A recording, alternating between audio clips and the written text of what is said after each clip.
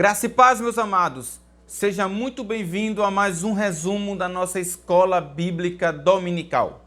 Estamos estudando o nosso segundo trimestre da nossa Escola Bíblica, que tem por título a nossa revista Os Valores do Reino de Deus. E desta feita estudaremos, subordinado ao tema, o sal da terra, luz do mundo. Esse será o nosso tema. Então hoje trabalharemos em cima dessas duas metáforas, o sal e a luz do mundo. Eu tenho certeza que essa revista, esta aula, assim como foi a aula anterior, será rica para o meu e para o teu conhecimento. Então, desde já eu te convido a ficar conosco, a compartilhar o nosso material, a curtir, comentar e estudarmos conosco todo esse período desse trimestre até o findar desta revista. Eu tenho certeza que aprenderemos muito, mas muito mesmo da palavra de Deus e sairemos abastecidos para vivermos uma vida cristã diferenciada, ou seja, uma vida pautada nos caminhos do Senhor, sendo verdadeiros discípulos nesta sociedade a qual estamos inseridos. Sem mais delongas, vem comigo.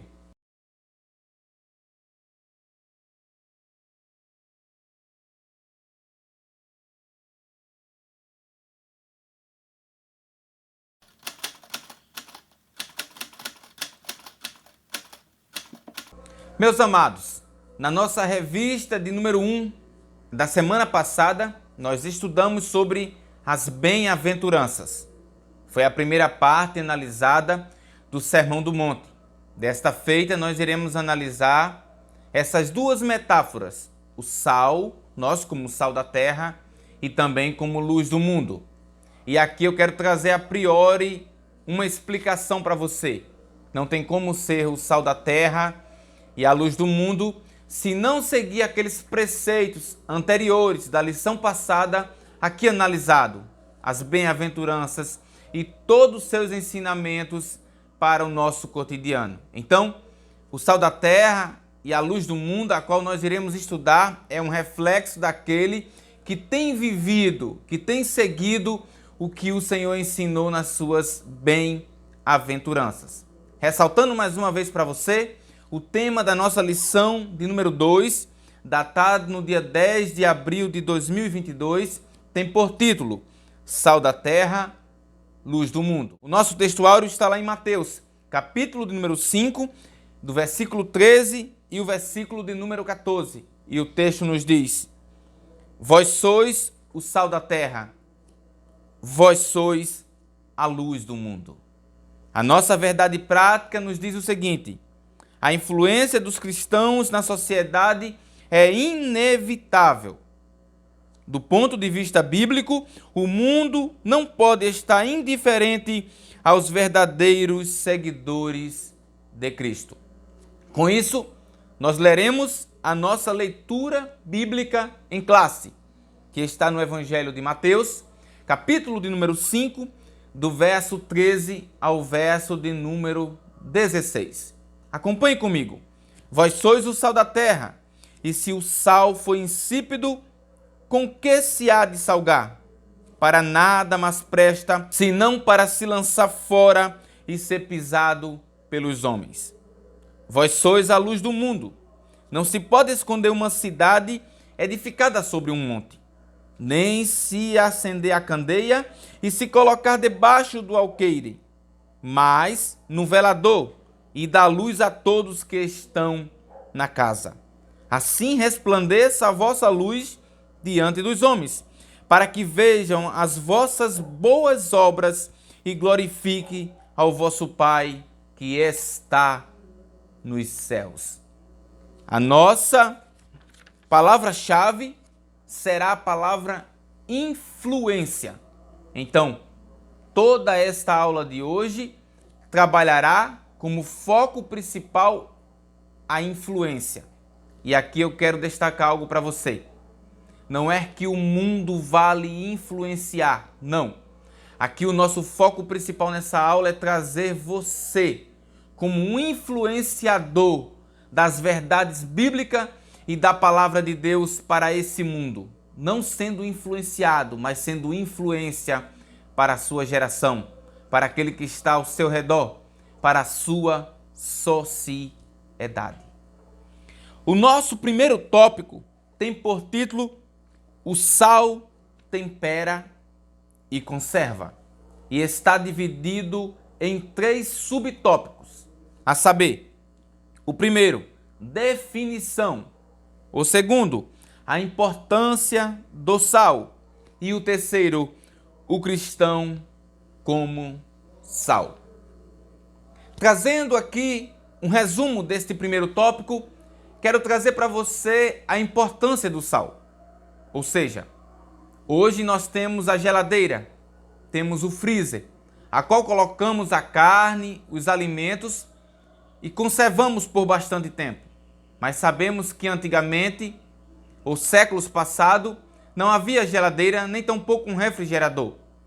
Então era colocado sal para preservar esse alimento. Então, uma das primeiras coisas a se destacar do sal é que ele serve para preservação.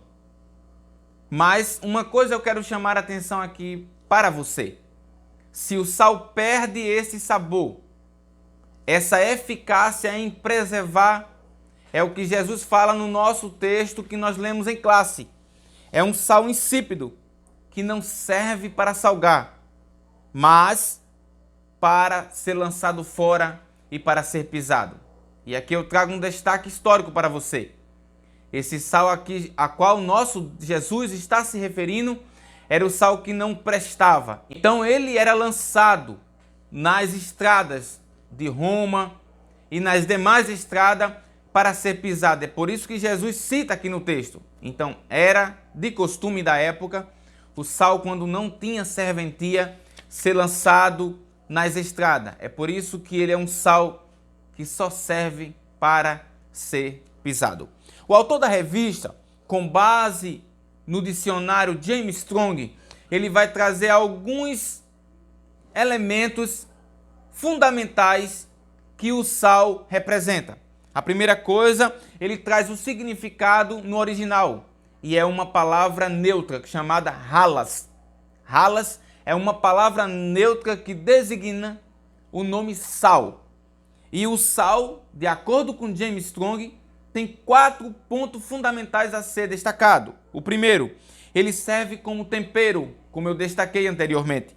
Em segundo lugar, ele serve como fertilizante para a terra arável.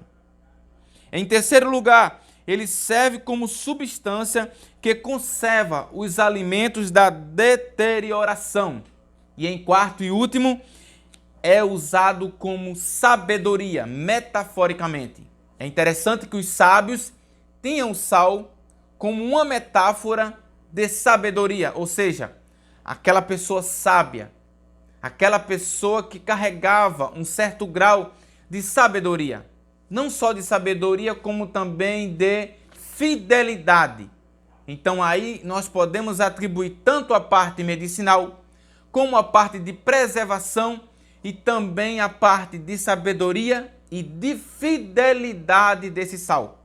Veja a importância desse sal para a população, para a sociedade da época de Cristo e também para a nossa, porque venhamos e convenhamos. Pelo menos eu gosto de uma comida que tenha sal.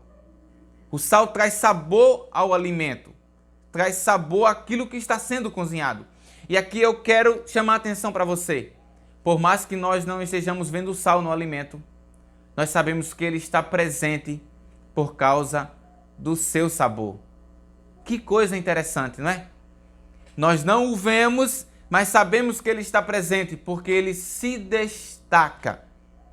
Entenda uma coisa, quando Jesus faz essa comparação de sermos sal da terra, ele não está trazendo aqui algo que poderia ser, que mais ou menos vai ser. Não, ele traz uma certeza, vós sois o sal da terra.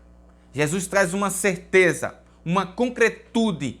Ele não traz dúvida alguma, mas uma certeza de que você é o sal da terra. Então Jesus te chama de sal por quê? Porque ele te coloca num mundo de podridão, mas você é preservado mesmo em meio a este mundo de podridão. Ou seja, você está sendo guardado, você está protegido por Deus. Entenda uma coisa, Jesus não te chama de sal da terra, nem luz do mundo, para você viver fora desse mundo. Não. Como você vai ser o sal?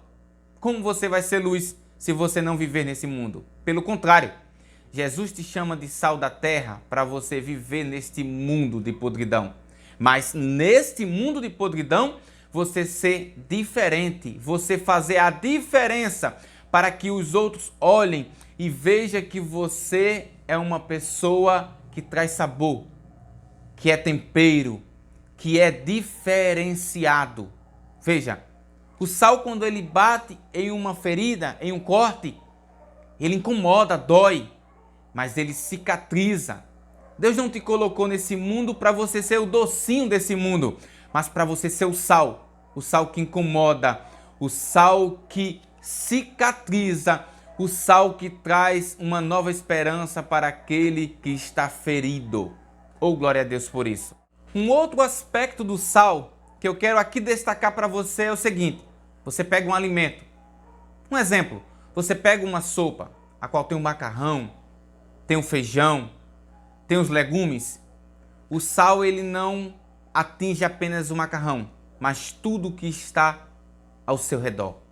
Ou seja, todos esses ingredientes estão impactados, estão envolvidos pelo sal. Isso deve ser na minha e na tua vida.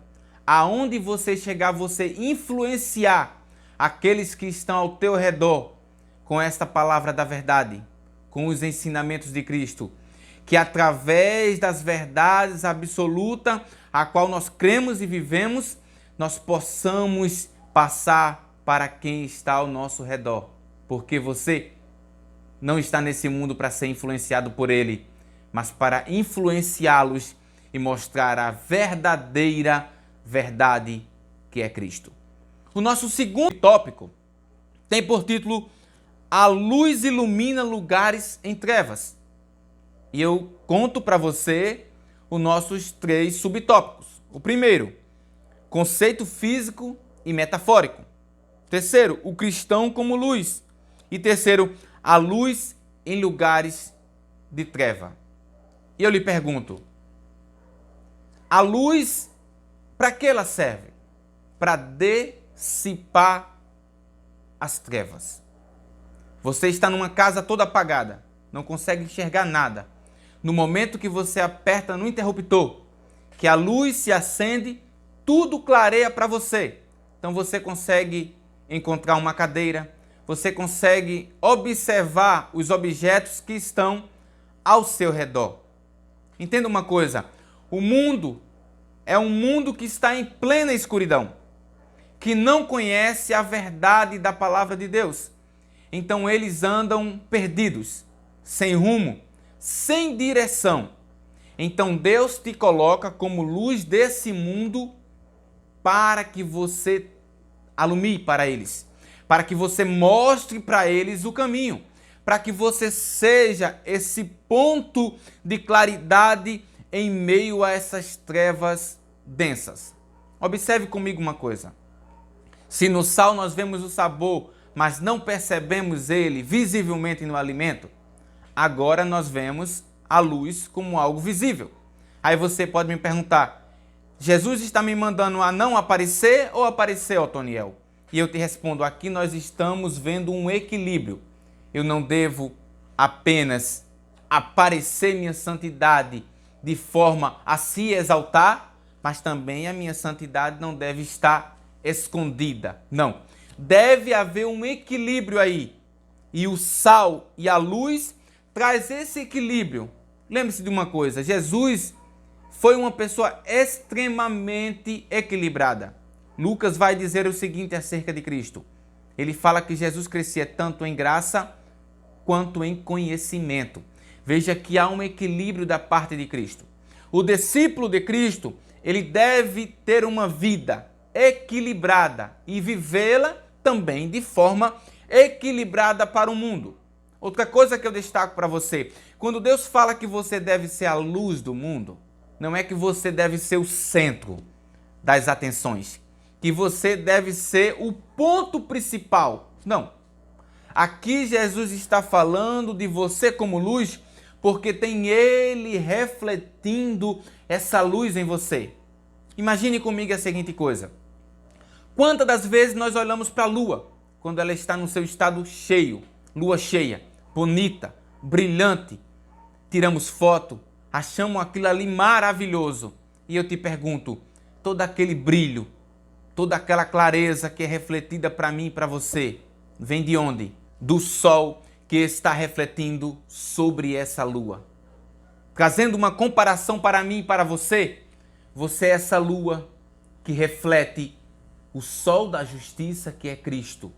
Então, quando você aparece para esse mundo com esse brilho, com essa luz que irradeia, que clareia tudo que está ao seu redor, é você refletindo Deus, é você refletindo o Espírito Santo que habita dentro de você. O autor da revista vai nos destacar alguns pontos importantes acerca dessa luz. E ele diz que essa luz pode ser metaforicamente Deus. Isso está lá em Salmo 104 e o verso 2 e Tiago capítulo 1 e o verso 17. Essa luz também pode ser Jesus. Está lá em João capítulo 1, do versículo 4 ao versículo de número 6. Esta luz também pode ser comparada com a palavra de Deus. Está lá em Salmos 119 e o verso 105. E essa luz também são os discípulos de Cristo. Está lá em Mateus, capítulo 5 e o versículo de número 14. Outro ponto importante acerca da luz, vale destacar aqui para você, é que a luz também representa a santidade. Destaque isso muito bem para o seu aluno, que a luz, ela representa também a santidade. E uma coisa eu quero aqui destacar para você. Você viu em Mateus, nas bem-aventuranças, que o discípulo ele era perseguido por viver os valores do reino. Se você é um sal que incomoda, assim também como traz sabor. Se você é uma luz em meio às trevas, logo você descobrirá, sendo luz, muita coisa errada. Você descobrirá muita coisa que não está de acordo com as verdades bíblicas. E lembre-se, há muitas vidas, há muitas pessoas que fazem uso dessa escuridão, dessas trevas, para esconderem o seu passado, para esconderem a sua conduta imoral, a sua vida a qual vive de forma indevida, mas você não deve ter medo de ser essa luz. Queira o mundo ou não, você será essa luz que Deus colocou neste mundo. Esta luz que incomoda, essa luz que apresenta a verdade, essa luz que traz à tona aquilo que nós chamamos de pecado e que ao mesmo tempo mostra a verdade que liberta o homem desse pecado. Oh, glória a Deus por isso. Você será atacado, você será caluniado, mas glória a Deus por isso. É sinal que você está sendo o sal da terra e luz do mundo. Entenda uma coisa, Jesus quando traz essa metáfora aqui, acerca do sal da terra e da luz do mundo, ele não está trazendo para mim, para você, algo que será fácil. Não, pelo contrário, Jesus está trazendo algo que ele sabia que iria incomodar uma geração corrupta. Um mundo que jaz no maligno. E Deus te coloca nesse mundo, não fora dele, lembre-se bem disso. Deus te coloca nesse mundo para você impactar esse mundo. E ninguém pode impactar um mundo sendo igual com o mundo. Você só é diferente quando você trabalha no sentido contrário desse mundo. Você só é destaque neste mundo como servo de Deus quando você vive os valores bíblicos que vão de encontro aos valores mundanos. Então pense nisso, discípulo de Cristo. Pense nisso, meu irmão e minha irmã que me assiste nesse momento. Deus te chama para viver um confronto diário.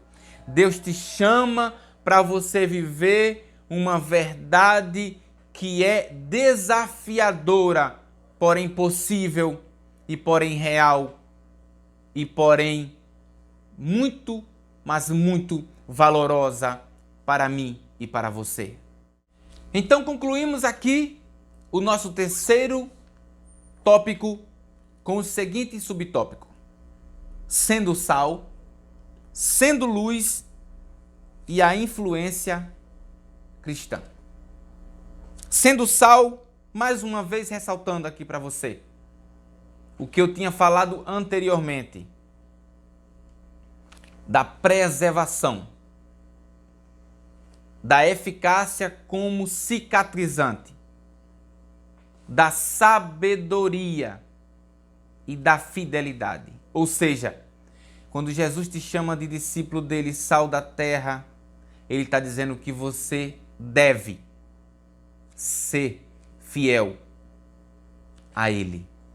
Fiel mesmo quando todos te desprezem, mesmo quando todos te rejeitem, mesmo quando todos estiverem vivendo uma vida ao contrário ao que ele falou, você deve permanecer fiel, porque você é sábio e porque você é fiel. Lembre-se, essa sabedoria aqui simbolizada é uma sabedoria dada por Deus para você saber resolver as problemáticas que surgirão enquanto discípulo. Então, Deus te dá essa sabedoria para você saber lidar com as adversidades e continuar tendo uma vida preservada nos preceitos de Cristo. Esta luz, sendo luz, não é sendo luz apenas na sua casa, nem tampouco apenas na igreja, mas no seu trabalho, na universidade, no caminhar diário, aonde você for, você deve ser essa luz. Porque a luz, eu quero destacar aqui para você, traz também esperança. Quando falta energia na nossa casa, nós aguardamos ansiosamente a chegada dela. Então, há muitas vidas que estão nesta escuridão, sem uma perspectiva de vida, sem esperança, querendo tirar a sua própria vida, querendo tirar a vida de outros, desistindo do propósito de Deus para a sua vida. Para eles tudo está perdido, mas você é essa luz que Deus usa e continuará a usar poderosamente, trazendo esperança para essas vidas que não têm mais esperança. Não deixe de brilhar, não deixe de resplandecer a glória do Senhor para esse mundo, porque há muitas vidas que precisam ouvir uma palavra de Deus da sua boca. Por fim, essa influência. A nossa geração precisa de verdadeiros cristãos que influenciem. E se falamos de influência, falamos de ter uma vida coerente com aquilo que pregamos e anunciamos. Não tem como pregar uma coisa e viver uma outra. O verdadeiro cristão, o verdadeiro discípulo não pode viver uma vida baseada no seguinte ditado: faça o que eu digo, mas não faça o que eu faço. Pelo contrário, o que você ensinar, você tem que praticar. E isso se chama influência, para que o mundo olhe para mim e para você e veja Deus na nossa vida. Certa feita, uma mulher olhou para o profeta de Deus e disse: esse é verdadeiramente um servo de Deus, um homem de Deus. Por quê? Porque a sua vida representava, mostrava Cristo em cada caminhar, em cada passo. Meu irmão, minha irmã, nós só seremos influência para esse mundo quando o mundo começar a observar e ver Deus em nossas vidas, na nossa fala, no nosso modo de viver, no nosso modo de pensar e no nosso modo de agir. Que Deus te abençoe e que Deus te ajude e que Ele aplique melhor essas palavras no meu e no teu coração. E não deixe de ir à escola dominical no próximo domingo. Para você que é meu aluno, eu te aguardo no próximo domingo para debatermos mais sobre esse assunto maravilhoso. Fiquem na paz.